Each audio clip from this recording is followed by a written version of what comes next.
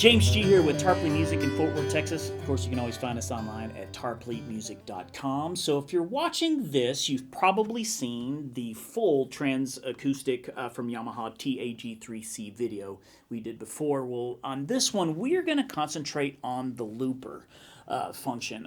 We kind of guessed that there might be some more in-depth questions of the looper, so we're just going to kind of go through it in this video here. So there is I wouldn't say a learning curve per se. So if you're familiar with looper pedals or looping like that, this might come a little bit easier, but it's still going to be a little different from what you're used to, because you're probably used to doing things with your foot. Okay, well, that is not going to happen here. That's going to be with your hands. So first of all, this is a major part of the looper. This button right here is going to be a function where you can tap. So that's where you're going to start doing your overdubbing. So the first thing it has is when you start your looper, you'll see from here, the button on the left is the reverb button, is actually your record and your play. The button across from it, the chorus button, is your stop. Okay, so from the buttons there, if you hold down the chorus button, it also clears everything out that you've got going on there. And what you want to make sure is that you tap. If you tap right here, you'll see this little white dot is on. That means your looper function is functioning. And so from there, you will press your reverb button there, and you'll see this red ring, which reminds me of the Xbox 360 red ring of death. But this is a good red ring. Anyway, it will just blink until you start, and then as soon as you start playing, it's recording.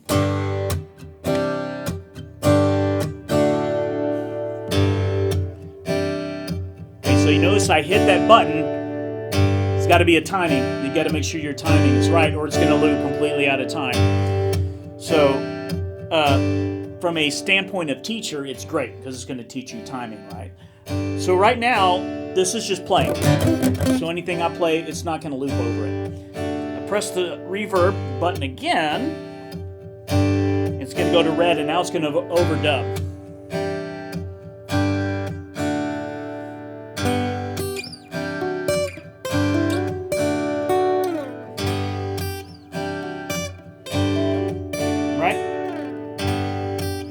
And it's going to keep that red, so if you do anything, it's going to catch it.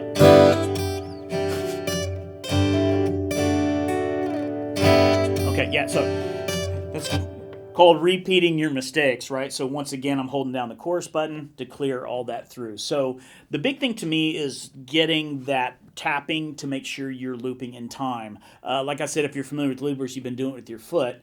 It didn't take me too long to get where I could time that. I've worked with loopers a lot. And the beauty of it is you can actually change the sensitivity in the app, which we'll show you here in a little while. But that is how the looper function works. So it is, the one last thing I'll mention is that the bottom button, that's the looper button, you can turn that up. So how loud the loop is back, right? So that's how I was able to turn that up and down. You just turn the looper up and down, and that's essentially how that works with just the guitar itself with no app. Well, why would I need the app? Well, the app, first of all, let's take a look at it.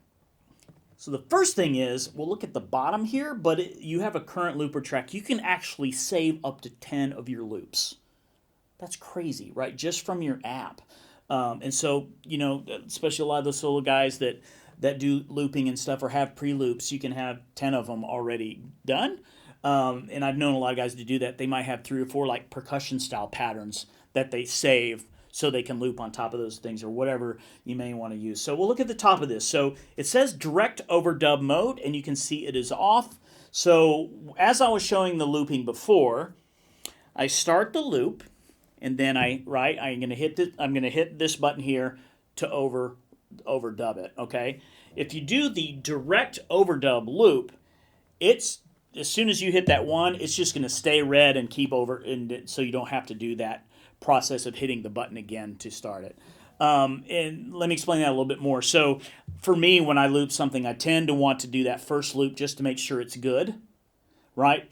And then, okay, I'm ready to overdub. I get to push the button up here to start overdubbing. So if you put direct overdub mode, you don't have to push that button to start overdubbing, okay? Then tap enable. That is the default setting. Is what you see on the screen here. That is the default setting for this button here being the tap enable. The next one is looper tap overdub. So we're going back to the first one where I started the loop, and then I would hit this so I can start overdubbing. What the looper tap overdub is, I start in that, and then I can hit this button to start the overlapping. For me, I think I would probably want to practice where that button is and get to where I use that all the time instead of this one. Personal preference, it's great. You can set it up however you want to do either one of those to loop. Now, the tap sensitivity is defaulted at max, and that means the tap sensitivity of this right here. And honestly, there's been a couple of times where I would do a real hard, like maybe like where I'd hit the pick guard or something like that, and that it would sensor was so high that it might say. So if you find yourself doing that a lot, you can turn the sensor down where you have to be more exact right on that dot. Personal feeling and stuff. For me, I would probably want it really sensitive and just get to where I'm not doing that or whatever. But you can change the sensitivity of that button as well. And then the alternative color indication. So if it's in playback mode on your guitar, it's green. Okay. If it's overdubbing or in record mode, it's red. If you do any studio work or any recording stuff like that, you know it's red is always kind of an indicator for recording, right? For whatever reason, you can do alternative color indication for blue. So instead of red being the record mode, blue is the record mode, which is just kind of cool. You might, for whatever reason, you might see that easier or whatever. And so that is the app of how much you can do with the app as opposed to the looper there. So you really can change some functions of how it works, how sensitive this tap is, and then of course you can save up to 10 loops. So if I had this loop here, whenever I'm on that, the if I'm erasing or whatever I'm doing is affecting that. Okay, so if I do a recording on 1, then I go over to 2, I can clear blah blah blah. It's not affecting 1, right? That's it. So whatever one is lit up on your phone here, that's what the directions are changing. So it's really kind of easy. I hate to say that because if you're not familiar with loopers, they do take time. And any looper is going to take time because you want to get that timing down so things work. I often tell people, students and people that are getting used to loopers, is to practice by just doing quarter notes.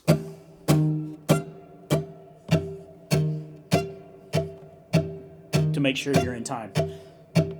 And then just do that at different tempos and stuff, and you get to where you're doing that. Once you get that kind of a comfort level there, then you start playing your chord change or whatever you're doing. And I will tell you, I've messed with this a little bit of kind of like doing guitar drum type of stuff.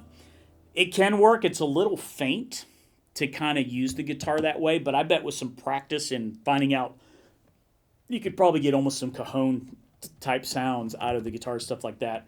But you have to remember that the stuff that's going on here, like the actuators, right, and stuff, where it might have something to do with the placement of that. Because I know a lot of guys who use loopers and stuff will kind of do. I think you can on this. They just take a little tweaking and stuff like that. So essentially, that is the TransAcoustic looper in a nutshell. So now I'm just going to kind of play, kind of give you an idea of doing some of the looping here. I actually really like the default setting, so I'm just going to leave it there and then kind of go through building something simple. I have no idea what it is. We'll just see what happens. I'm going to just start playing something. So here we go.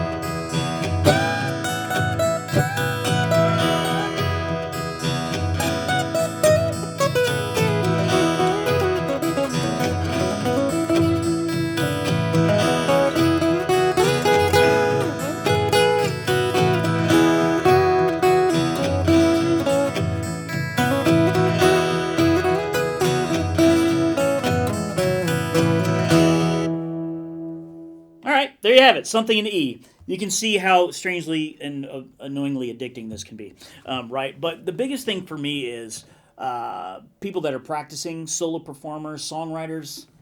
This is all you need, and maybe a pen and paper for lyrics, right? You can get all kinds of effects, and of course you got to remember, if I was doing all that looping, I still could have added a chorus on one of the parts or some delay or whatever like that. I was just kind of showing the functionality of just the looper with a simple 1/4 progression kind of thing, but it could build up to be something really, really beautiful. So I hope that clears up for those that do have one and are learning the looper. People interested in, do I want to get one because of the looper? Yes, you do. So I kind of wanted to show a little bit more in depth with the looper part of that because it is a little bit more involved. Hey, I hope you enjoyed this video, an inkling amount of how much fun just sitting there playing this thing is. If you did, please give us a like there and comment. Any more questions, any other things about the looper or maybe the TransAcoustic in general, leave your comments. We love hearing from you. And subscribe to us if you haven't already because we're constantly dropping videos, all kinds of great gear and all kinds of other things.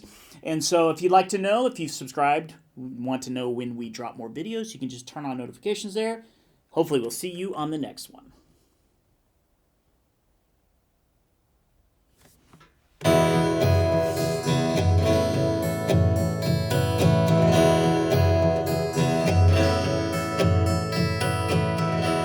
Dramatic fade down. It's like an album.